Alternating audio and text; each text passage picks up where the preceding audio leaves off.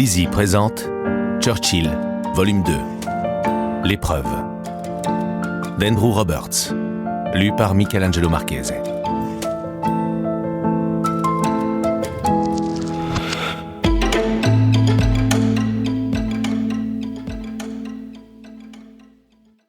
Chapitre 21.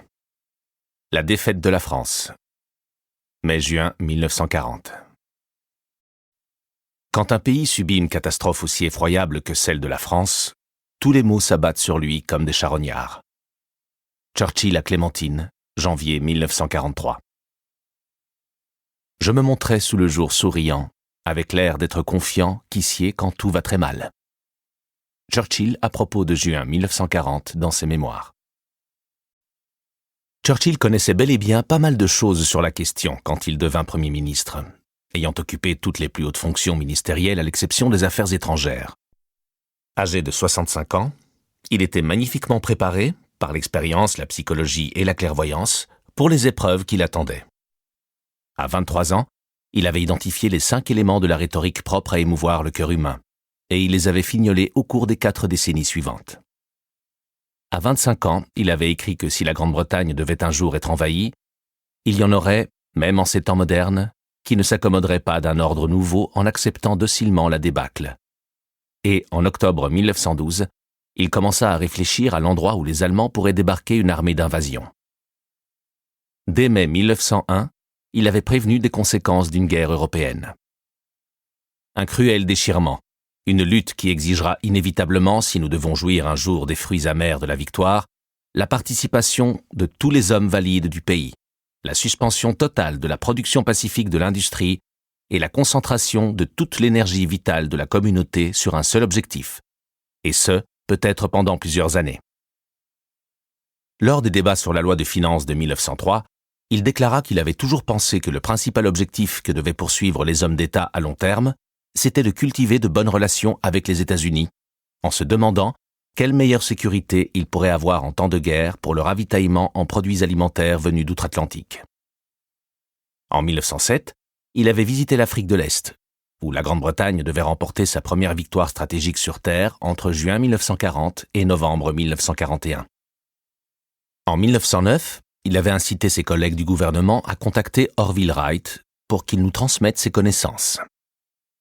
En mars 1913, lors d'un débat sur les crédits de la marine, il avait imaginé la Chambre des communes bombardée depuis les airs et prédit seulement un an après « L'aéroplane militaire en vol au-dessus de son propre pays, sans obstacle et proche de sa base, sera forcément un instrument de combat plus efficace que tout appareil semblable qui pourrait traverser les mers. » La bataille d'Angleterre et le Blitz devaient le trouver bien préparé mentalement. Il écrira à juste titre dans ses mémoires, à propos de l'intérêt qu'il a porté toute sa vie à la guerre aérienne, « Bien que je n'ai jamais essayé d'être très calé sur les questions techniques, c'est un terrain où je me sentais à l'aise. » Sa fascination pour la science et les armes nouvelles, l'avion et le char n'en étant que les exemples les plus évidents, constitua également une excellente préparation pour ce qu'il attendait comme Premier ministre. De même que son exigence d'août 1917, quand il demanda qu'on lui fasse parvenir un bilan de la production de chars sur une seule feuille de papier. Churchill avait acquis une bonne partie de ses connaissances scientifiques auprès du professeur Lindemann et, en septembre 1924, nous l'avons vu, il avait publié un article sur les bombes nucléaires dans la Pall Mall Gazette qui devançait de 15 ans la lettre d'Albert Einstein au président Roosevelt et dans laquelle il indiquait qu'il était possible d'en produire. Il y prédisait aussi l'avènement de missiles comme les V1 et V2. Une bombe pas plus grosse qu'une orange et possédant la puissance cachée de rayer d'un seul coup une agglomération de la carte pourra-t-elle un jour être fabriquée? Des engins volants bourrés d'explosifs, même du type actuel, sans pilote humain, ne pourraient-ils pas être guidés automatiquement par radio ou par d'autres rayons vers une ville, un arsenal, un camp, un port ennemi, en un défilé incessant? La création de Room 40, consacrée au décryptage à l'amirauté pendant la Grande Guerre, la première agence de ce type depuis 70 ans, lui avait appris la valeur des données de renseignement brutes et non traitées par des commissions. Cela lui fut très utile pendant la Seconde Guerre mondiale, et il avait aussi tiré les leçons de l'observation du service du renseignement de Sir Douglas Haig. La tentation de ne faire connaître à un grand chef que ce qu'il a envie d'entendre est bien souvent la source des erreurs qu'il commet dans ses choix. Le chef, qui est appelé à prendre des décisions fatidiques, envisage souvent les faits avec une confiance plus grande que ne le justifie la rudesse de la réalité.